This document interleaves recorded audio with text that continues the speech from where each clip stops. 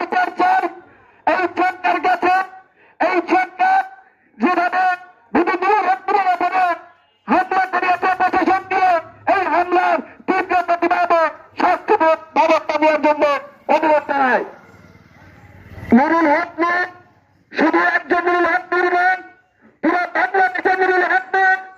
আমরা দেখেছি গত 16 বছরে আওয়ামী লীগ ফ্যাসিবাদী সরকারের চোখে চোখ রেখে কথা বলেছেন নুরুল হক নয়। রাজপথে যখন মিছিল করেছেন তখন কিন্তু চোখে চোখ রেখে মিছিল করেছেন। আজকে সেই নুরুল হক নয়কে তিনি নির্বাচনভাবে হামলা করেছে আপনারা দেখতে পাচ্ছেন। কয়েকদিন ধরে বিভিন্ন লোকজন এখন আইসিইউতে ভর্তি। তার জীবন মরণের প্রশ্ন উঠেছেন। ডাক্তার বলেছেন নুরুল হক আগের মতো আর হুঙ্কার দিতে পারবেন না।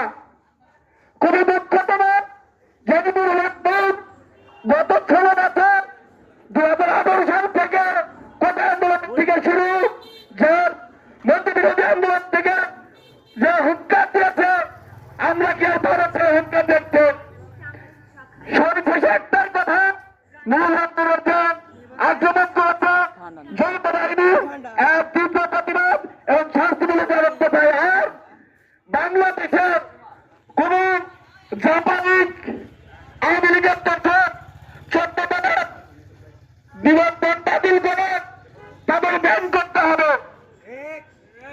আমরা চাই না কোন আওয়ামী লীগের সর্বত্র এখনো বাংলাদেশে থাকুক। আমি আমার বক্তব্য এখানে শেষ করছি। আরো দেখা করতে আছে। ধন্যবাদ জানাই সকলকে।